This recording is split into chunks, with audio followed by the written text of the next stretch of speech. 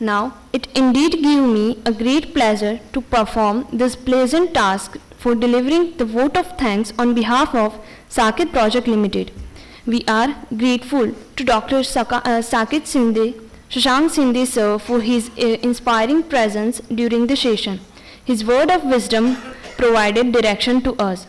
Thank you so much, sir, Sri Kalpesh Vitlani sir, to share her thoughts. We are also grateful to Sri Vinod Kumar sir, having agreed to present today. Sir, through your thoughtful address, you have shared with all of us the valuable experience. Thank you once again. Now, it's time for a tea break. So, we request all of you to move towards the ground floor for the tea break. Have your refreshments. Now moving towards our first session, that is emerging opportunities and operational strategies in port sector in India vis-a-vis Gujarat. Now, without doing further delay, I would request our delegates, Shri Ajay Kumar Saraswat sir, Ms. Dhara Jala ma'am, Shri Raghav Acharya sir, to take their chairs.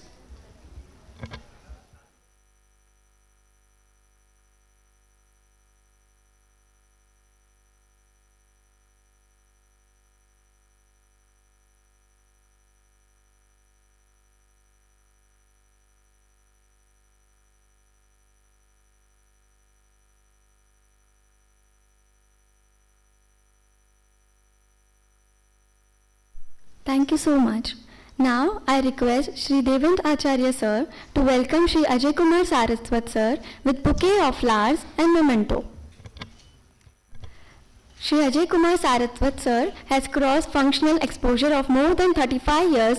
He has started his career early with manufacturing industry. During his last 25 years, he is with reputed 3PL Express Cargo. It provides end-to-end logistics service, private ports and container train operators. He is conversant with best practice in transportation, road and multimode, warehouse, 3PL, distribution management and in-plant logistics. He is also visiting faculty at BK School of Professional Management Studies, Nirma Institute of Management, Adani Institute of Infrastructure, Pandit Deen Dayal Petroleum University. He is also delivered keynote speaker at various industry conferences and symposiums. Thank you so much, sir, for accepting our request.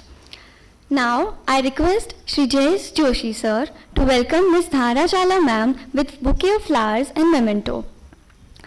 She is a dynamic professional with diversified experience of more than 10 years in the corporate and academics collectively. She has successful and proven track record of her skills and abilities in the capacity of an instructor and a professional. She holds postgraduate diploma in management, Master of Commerce and postgraduate diploma in international business operations. She has successfully cleared Gujarat State eligibility test and UGC NET. Currently, she is pursuing her PhD from Gujarat Technological University. Her subject areas include general management, ports and shipping, international trade and HRM. She serves as a visiting faculty and trainer at different institutes of repute like BK School of Professional and Management Studies, Institute of Chartered Accountants of India, Tolani Motwana Institute of Management Studies, MIT Global Business School. Thank you so much, ma'am, for your presence. Now I request Shri Anas Sheikh sir to welcome Shri Raghav Acharya sir with flowers and memento.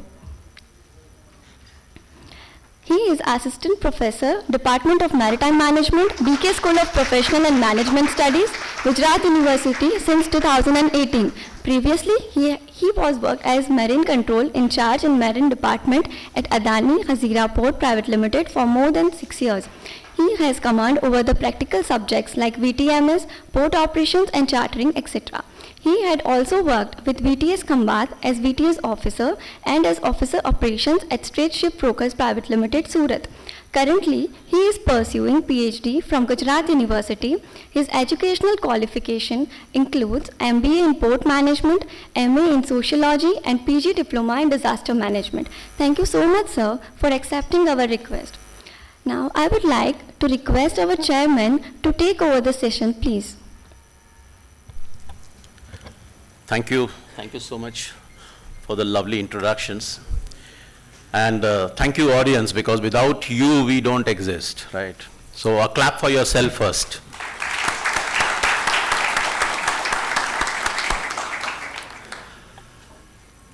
Before we actually move inside, I think we already had a session where an overview, a holistic view of this industry from where it was, where it is now, and where we are embarking to, or at least we all hope to move on. That's what has been driven up till now. But then, the issue is that the ground realities are there. The challenges will remain, and we need to navigate well, fast, because the direction is there now, the speed. That's why the Gati word is being now emphasized in the policies. So once we have got the right direction, probably what is the need is the speed.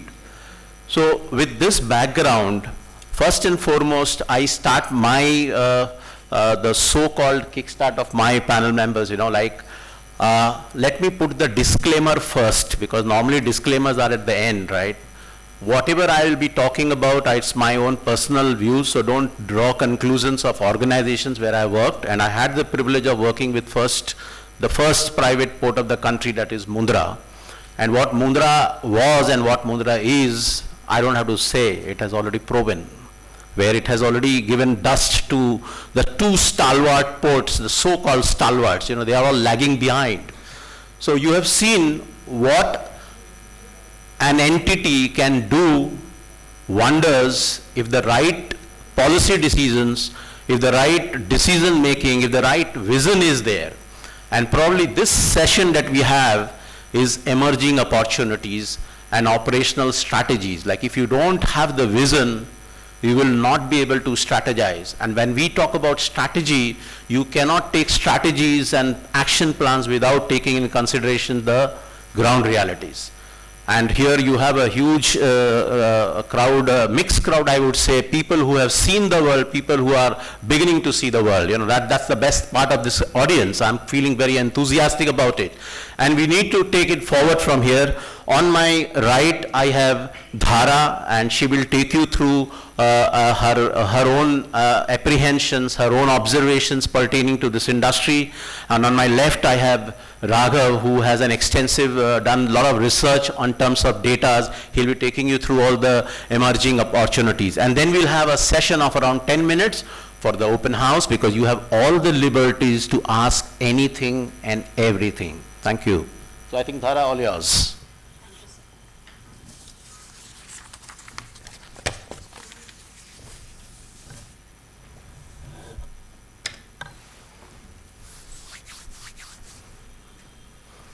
Good afternoon to all of you, right?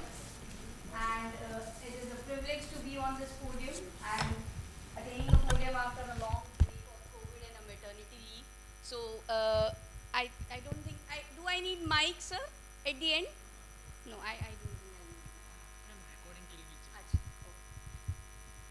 So it is a privilege to be back on the stage and to be amongst the audience and the students, right? I am quickly going to go through the challenges and opportunities that our state is currently going through. And when I talk about our state, why do we need to discuss our state specifically? And there are reasons which I'm going to talk about, that why our state is at the center of EXIM trade of the country, why our state is at the center of the movements that are taking place to and fro from the Southeast Asian countries towards the European Union and many other countries on the other side of the world. So from east to west and west to east, what are the things that are happening, how they are posing challenges for us, and what are the opportunities that we can derive from it, is wherein my presentation or my point of discussion is going to be focused upon. I'm sure all of you, those who are concerned with this industry, would have seen this picture, and many a times when we talk about historical aspects of Gujarat state or historical aspects of maritime trade in the country, we are often shown this picture. It is of Lothal, right, which is considered to be one of the ancient most jetty that we had since, eons, if we can say so. So Lothal is the one wherein we all emerged as a maritime state. And as we exist today we are in the very turbulent times. We are discussing the challenges and opportunities wherein these are not restricted to only import and export. They are essentially are of a very, you can say, critical nature in times of COVID, in times of wars going around, and in times wherein India is at a juncture wherein it needs a push to go forward. And that is why opportunities and challenges, considering we have been an ancient state, what are the opportunities and challenges of modern time that we are facing today? And I will not go in much detail. We all know that our state is a principal maritime state with lot of favorable resources of strategic nature. We also know that we are empowering the blue economy of the world. We have a large role to play as a state in making sure that blue economy of the world goes on. Also, we are one of the first states to have our own port policy, maritime port policy. Then we have also data like 7.92% is what Gujarat contributes to our national GDP. So considering this in mind, we need to understand that how do we solve the problems that we have at hand and what are the opportunities that we can turn into wonders. Also, before I move into the next PPT, I want you to focus on these numbers. I'm not very sure if they are discussed somewhere before, but in World Bank and S&P Global Ratings, it has been observed that Pipavav has been ranked at number 26, which is one of a very good achievement when it comes to our state. Other ports, if we talk about, Mundra is at number 48 and Hazira has been ranked at 68. So these figures, what do they tell you? They tell you that Gujarat is essentially made to do wonders when it comes to maritime. So, challenges if we talk about, there are various challenges that you can see on your screen. I'm going to narrate or briefly discuss some of them. First of the challenge that we all face is that of drugs. Now you may wonder why drugs. Drugs has nothing to do with our lives, right? People are carrying it and there are others who are catching it. The agencies are catching it. So why drugs are affecting our ports? Well, when it comes to drugs, we need to understand that it has been many years. India and specifically Gujarat has become the target of Afghanistan. Afghanistan, we all know the condition that prevails there. The Taliban regime has taken it back, and because of that, the problem that exists is that they need to fuel their own economy. Now they don't have jobs. So what they are doing drug smuggling. And Gujarat is a soft point that they are targeting. Now when they are moving drugs through Gujarat, the problems are faced by not just those whose containers are used for drugs. The problems are faced for all of them who are moving their cargo through ports of Gujarat. So what kind of problems they face? They face scrutiny. There is a high amount of scrutiny that is going to be placed on containers that are moving through those ports where the drugs have been found. There is also going to be, you can say, not very good impression that Gujarat ports are going to leave on the world ports. Also, it is going to tarnish the image that the state has carved out for being a pioneer maritime state. So drugs often which are found, recently we already know that 3,000 worth crore of drugs has been found at port of Mundra. Now Mundra, we all talk about a very progressive and developing state, port. But when problems like this are faced, it is a challenge, a big challenge for us, those who are working there, even the custom house agents, even the exporters, the port authorities, the government agencies, all of them together, all the stakeholders are facing issues. And the larger issue at hand is that of national security. So this is the biggest challenge that currently all the ports in Gujarat are facing. We have few more data which talks about how India is a soft landing point for drugs that is coming from Afghanistan. So as you can see, rest of the world say there is only, red part you can see rest of the world opium production, and 80% of the opium production is taking place in Afghanistan. And I'll remind you again that Afghanistan is one such country with whom we have had very good relations. So it is not that we cannot stop altogether all the cargo that is coming from Afghanistan. But we have to be super careful when we are getting cargo from there. Second, environmental issues. Now time and again we have been told that a lot of problems related to environment are faced when it comes to port approvals, when it comes to land acquisitions, when it comes to fishermen's rights, right? Considering all of that, I just want to cite few examples here. There is a port which is trying to get into its position for a long time, and the port's name is Nagrol Port. It is in south of Gujarat, and government has been trying to established that port for a very long period of time. But because of environment, and when I say long period of time, I am talking about that time period when Prime Minister Modi was already a chief minister in the state. So since then, we are trying to establish a port in Nagrol. Nagrol can be a very good alternative for Nhava Sheva. But we have not been able to establish that port because of the fishermen community that stays there. Now, I do not mean to say that their rights do not matter. What I mean to say is, we need to tackle this challenge and we need to find out a solution wherein both the party wins. So, that is how environmental issues need to be tackled. We cannot forget sustainability in any case when we talk about environmental issues. Mundra has been well known for tackling its own environmental issues, and their social responsibility that they have been performing have helped them in tackling these environmental issues and taking it over further. We have also one more multimodal logistics parks which is coming up at Concord, which is pumped up by Concord, which is going to be located near Vadodara. Now, when we talk about this particular plant, already there has been environmental issues that they are facing, and they have spent crores of rupees on acquisition of lands. The land has been taken from state, but still the environmental issues are there, and this project is currently struggling with how to cope up with the environmental issues. Then we have Navlakhi Port. Now, I want to discuss Navlakhi Port as one of the ancient ports, but less modernized port. It is not a port that we are getting full utilization from. The strategic location that it has the capacity to deliver more to the state of Gujarat, but it has not been able to because of the lack of modernization and a lot of environmental concerns that they were struggling around. But recently, the National Green Tribunal has upheld the decision of clearance. In the sense, they have denied that whatever clearances have been given, no further pleas will be entertained, and Navlakhi Port should be modernized, and it is high time we modernize Navlakhi Port.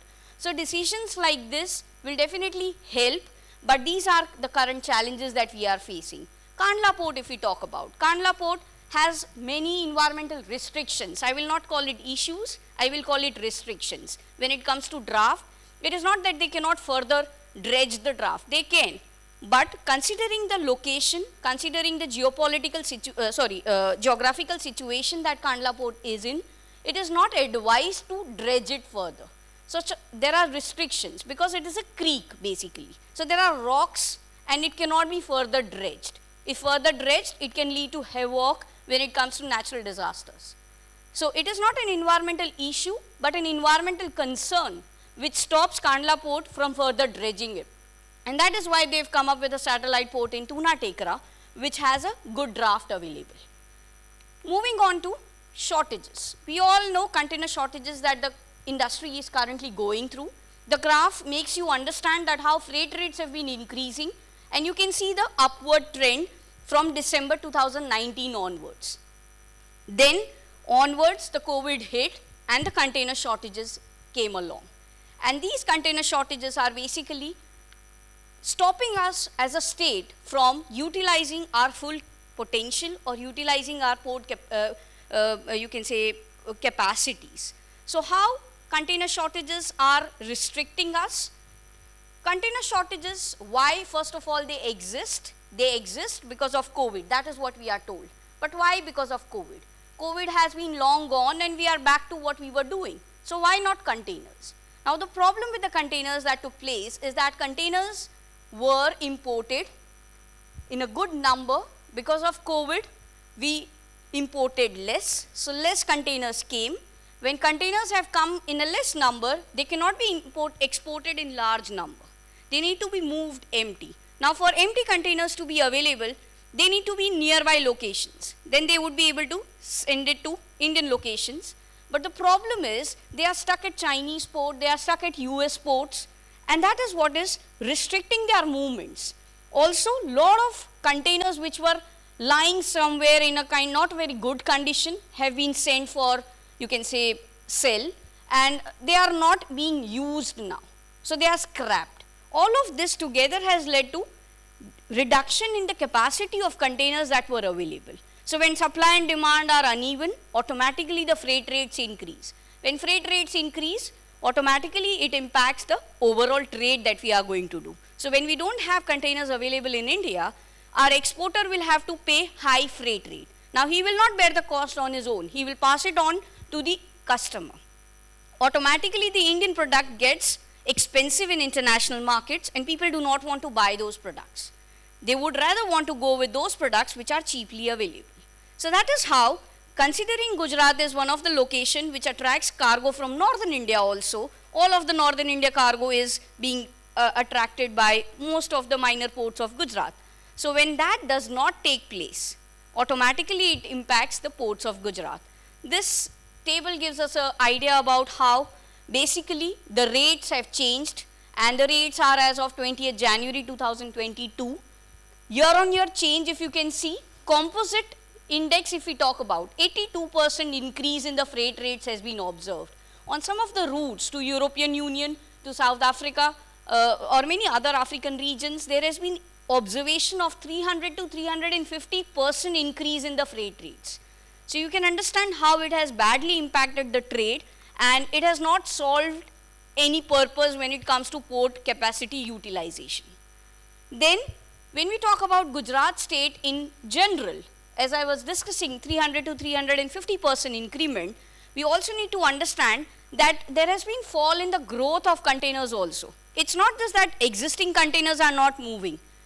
Which were existing has been taken back, and that is why the fall in the container growth has also been observed, which is 11% fall came to 5%.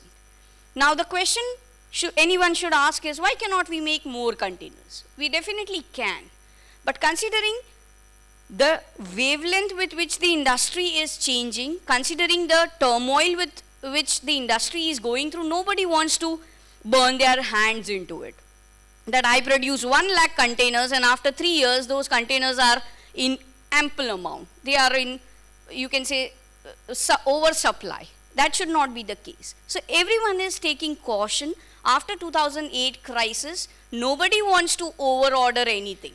That is the case that we are currently seeing, because of which there has been shortage of containers that we are facing. Now shortage of containers do not just impact the port capacity utilization, but it also leads to Indian exporters facing lot of liquidity issues also. Previously the container that used to get clear by 90 days, get money in 90 days. You export it today and you get money within 90 days. Now that is taking more than 90 days, up to 4, 5, 6 months sometimes for a shipment to fetch money to you. So that is wherein the money is also being stuck up. And that is not the case with all of the shipments, let me remind you. But some of the shipments, it is definitely facing.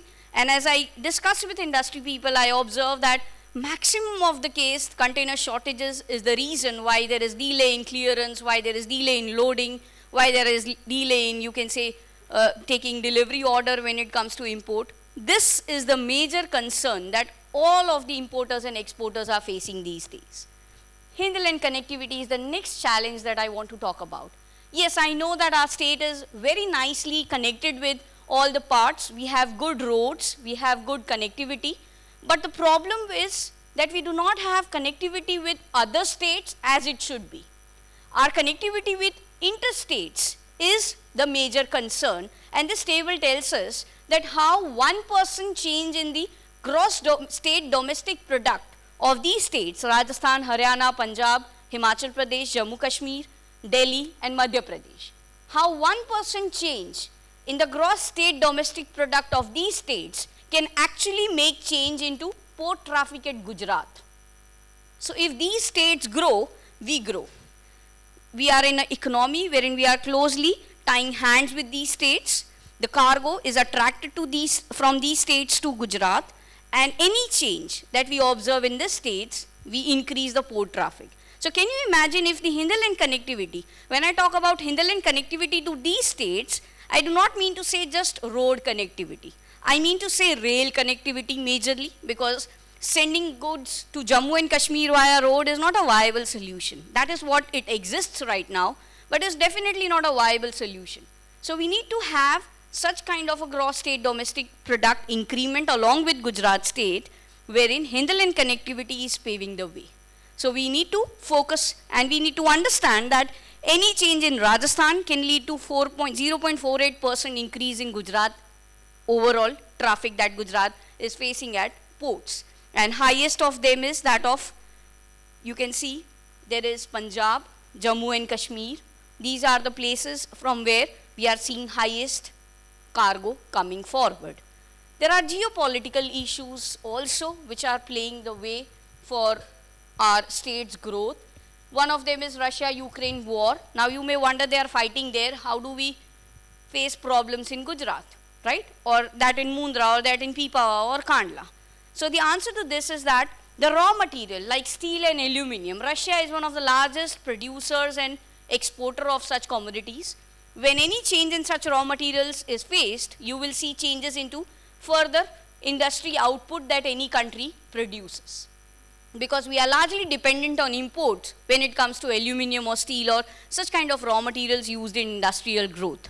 So one, that is the reason. Second, there are also bans on Russia when it comes to financial bans, or you can say US has put sanctions on Russia.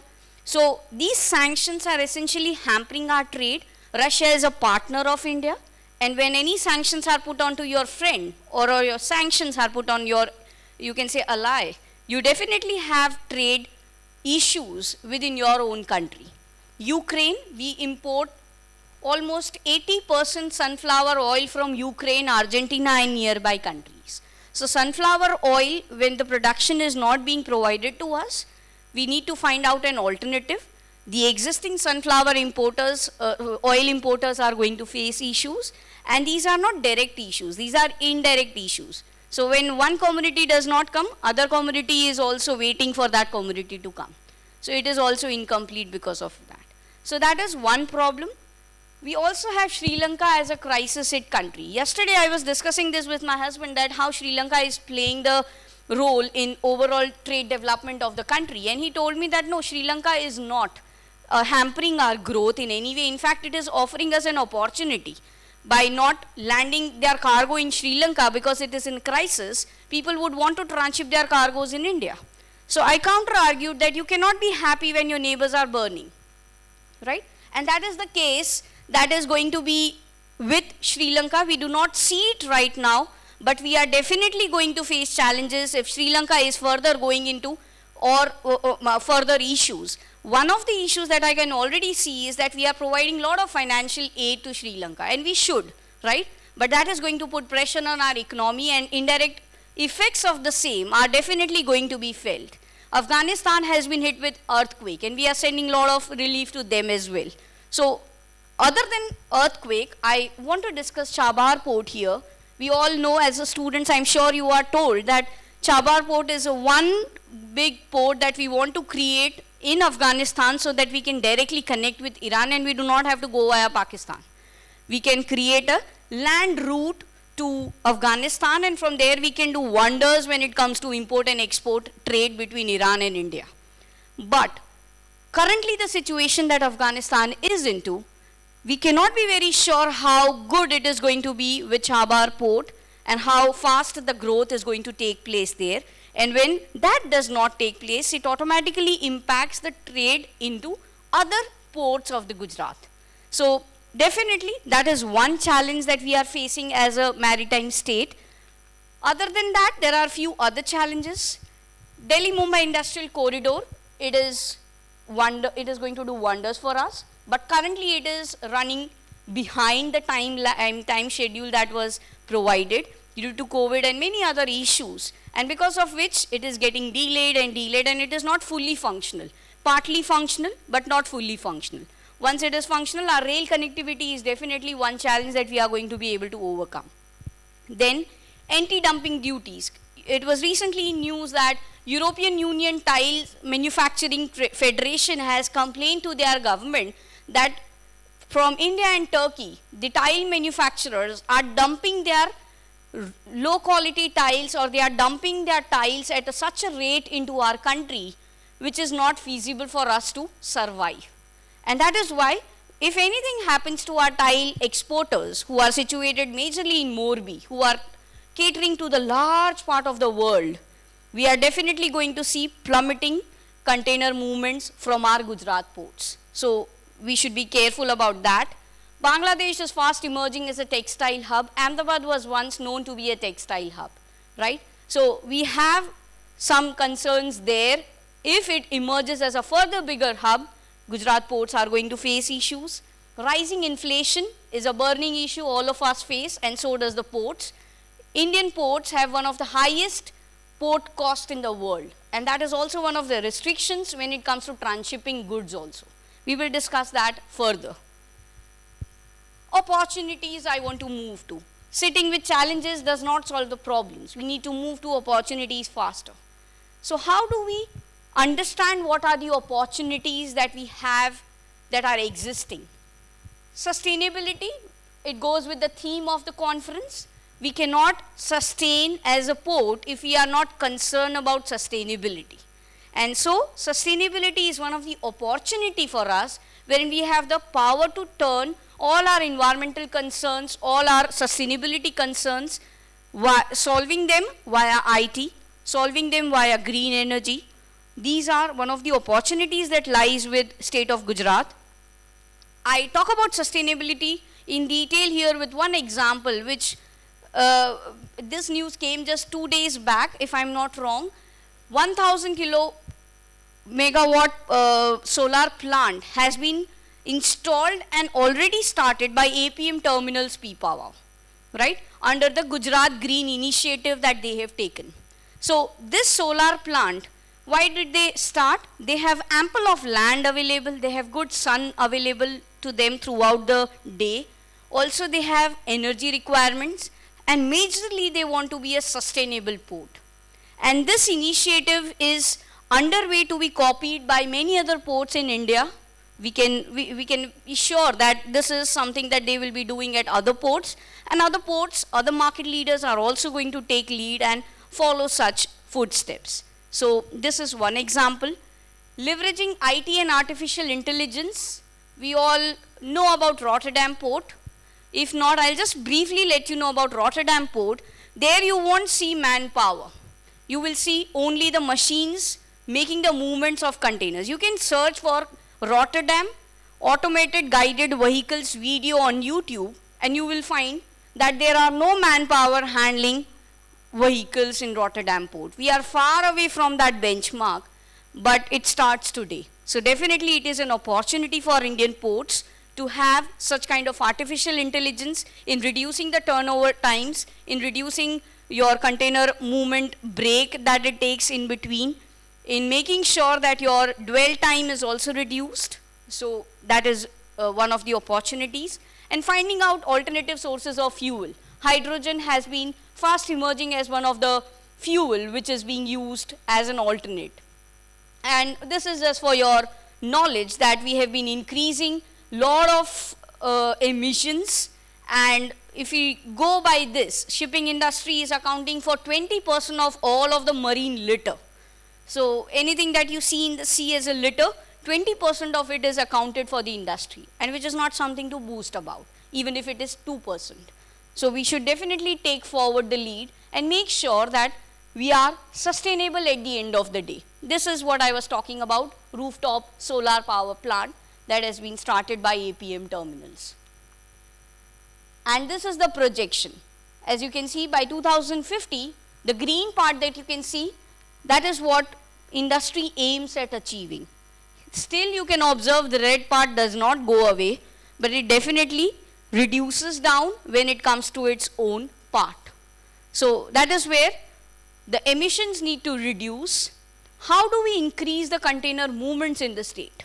Currently we are very good when it comes to our ports. We have good container movements taking place, but we are not utilizing our 100% capacity. And we should not also. 100% utilization means congestion. So we do not want congestion to take place, but we want to ensure that maximum capacity utilization takes place. Now, Gujarat alone is not enough to produce that much cargo for Gujarat ports. We have plenty of ports, but we do not have that much industrial production. So we depend on other states.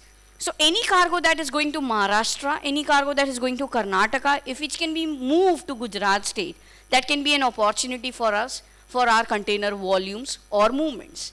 So first of all, we should attract from other states. we have to ensure that any cargo that has emerged from Gujarat should be loaded into Gujarat, or which is coming to Gujarat should be offloaded into Gujarat. South Gujarat belt, if we can talk about, right? For them, Nhava Sheva is a good option then to come all the way to Mundra, and for which Nagrol port is pumped up but is not being able to utilize or materialize. So we should ensure that Gujarat ka cargo kahin aur nahi jana chahiye, right?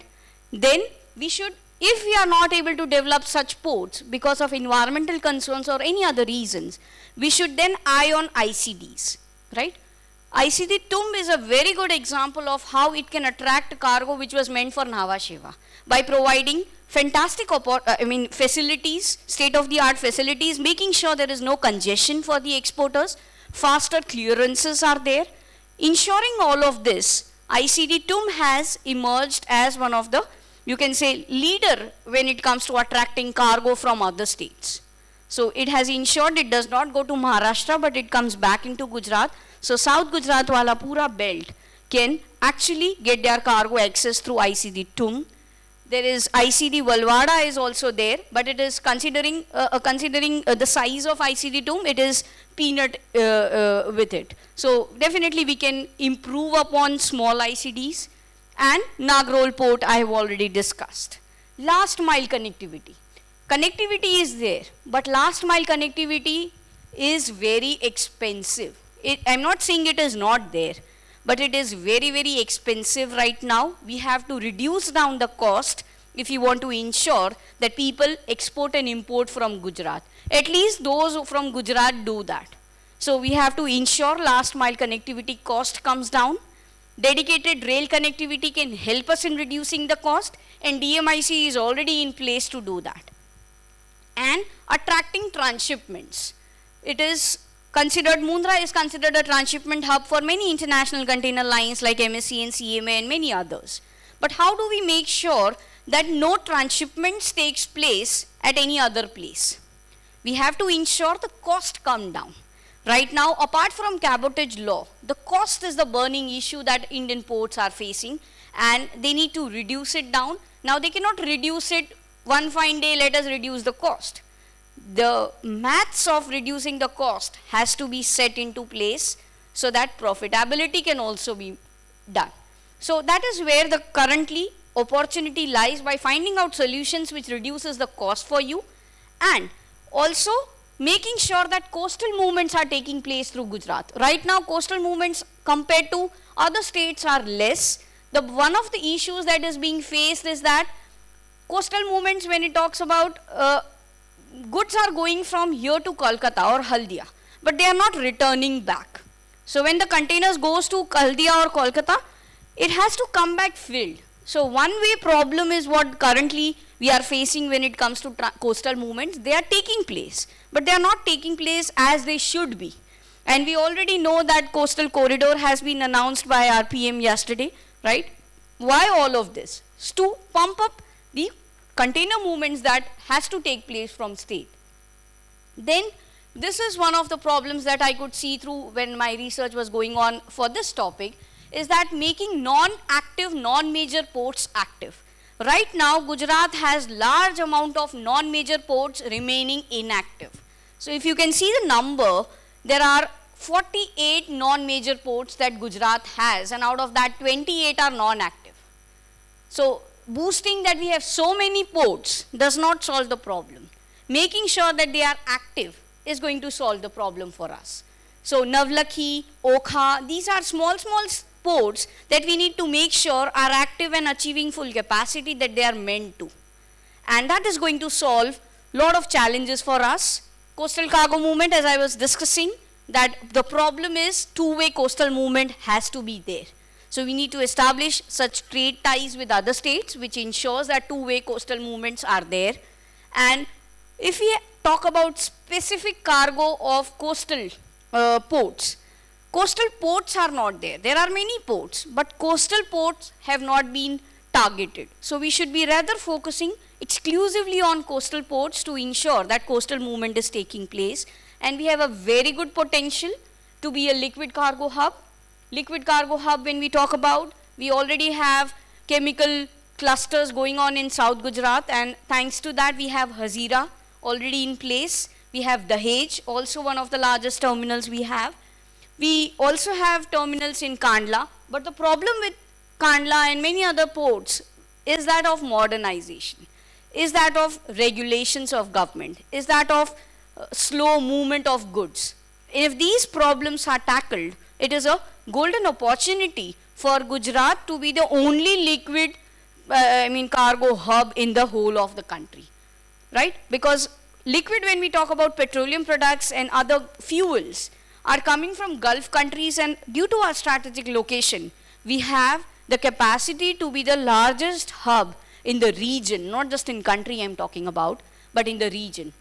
We can as well have bunkering facilities also developed in such places like Gujarat if this problem is solved and is turned into an opportunity. And we are often told that Gujarat has largest ship breaking yard. So why just breaking yard? Why not building yard? That is where the opportunity lies. From cradle to graveyard, we need to have our ship with us.